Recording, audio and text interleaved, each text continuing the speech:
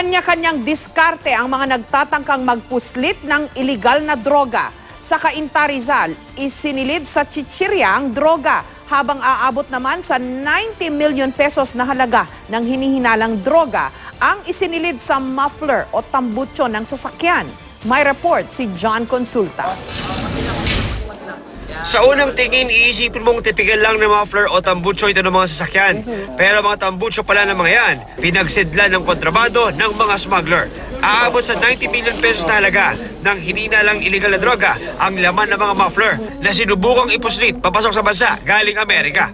Nabisto ito ng Customs sa Port of Naiya dahil sa kakaiba nitong bigat.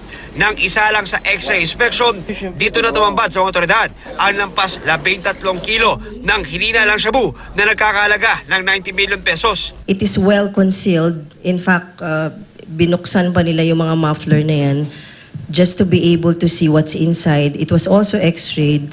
Lumabas sa pagsusuri na tinapalan ng lead sheet ang loob ng mga muffler. Ang lead ay nakaka-apekto raw sa screening capability ng X-ray machine. Noon pa nakaraang taon na sabat ng mga otoridad ang kontrabando. Pero ngayon lang isinapubliko dahil sa sinagawa nilang investigasyon. Eventually, yung operation hindi po nag-push through dahil malamang nga po nakatunog po yung recipient. Sa impormasyong nakuha ng Philippine Drug Enforcement Agency mula sa kanilang US counterpart, posibleng may kinalaman ang Mexican drug cartel sa nabulilyasong shabu smuggling.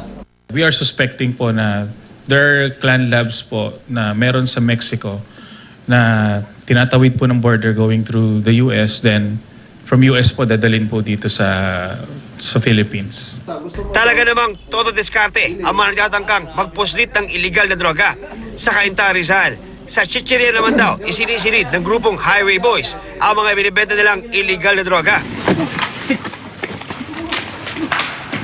Naaresto ang leader ng splinter group ng Highway Boys na si Hernando Cantal na napilitan daw magbenta matapos mahuli o mapatay ang lahat ng kanyang tauhan. Patay na rin po si Bilog.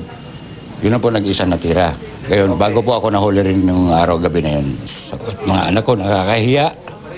Pasalamat din ako at buhay ako. Hindi ako na disgrasya. Naaresto rin ang isa sa mga drug runner umano ng grupo na si Lloyd Sanchel alias Skateboard. Ang modus nito, kaya binansagan siyang skateboard, gamit niya ang skateboard nagbebenta ng mga droga. At sa pagbebenta niya ng droga para hindi siya mahuli ng mga operatiba o kaya mga ibang tao na pwede makapansin sa kanya nagbebenta, gumagamit siya ng mga kagaya ng mga chichirya at saka mga candy. Sa loob ng chichirya, binapasok yung mga illegal drugs na pangbenta niya. Maisip agad nila kapag may inaabot ka maliit na sa shit house, nagsisimplihan kayo. Alam na po nila yun. Kumpara po dun sa nilalagay mo sa mga gamit, sa pagkain.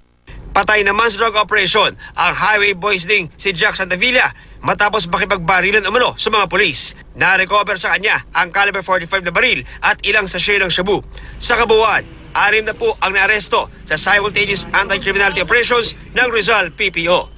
John Consulta, GMA News.